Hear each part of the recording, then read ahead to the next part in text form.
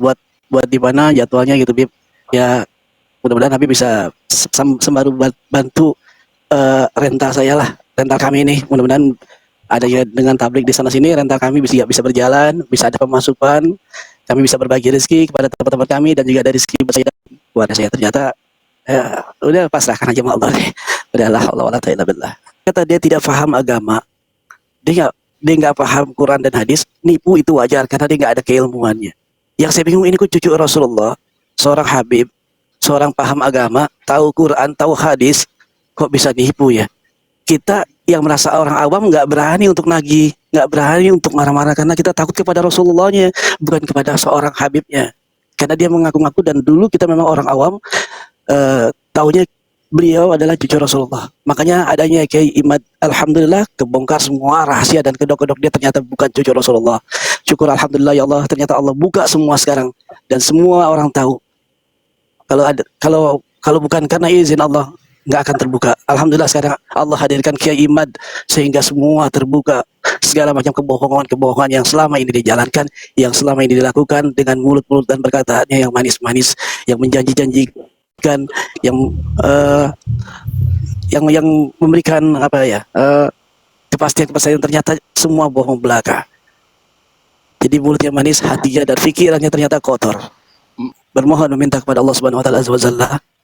Seorang tunanetra cukup saya aja yang istrinya kena korban dari para Habib. Cukup saya saja, mudah-mudahan tidak ada yang lainnya.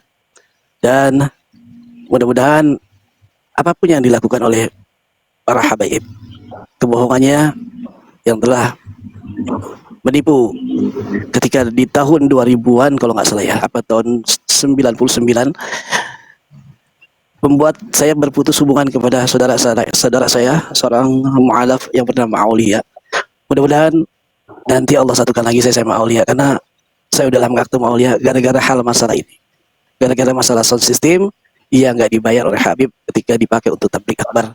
Tapi saya sabar, Allah nanti akan mempertemukan kembali dan Allah akan menjelaskan semua masalah ini, gitu. Saya yakin sama Allah. Makanya selama ratusan tahun mungkin selama ini kedok Ba'alawi nggak terbuka, adanya Kiai Haji Imaduddin Allah hadirkan, alhamdulillah sekarang sudah terbuka. Syukur kepada Allah Ta'ala Azza wa Jalla, yang mana Allah sekarang sudah turunkan seorang manusia, seorang Kiai yang memang benar-benar untuk menunjukkan kebenaran, yang menunjukkan bahwa yang benar itu benar. Saya bersyukur sekali adanya Kiai Haji Imaduddin Al-Bantani. Saya nggak sakit hati, tapi saya pasrah, saya ikhlas, semuanya saya serahkan sama Allah.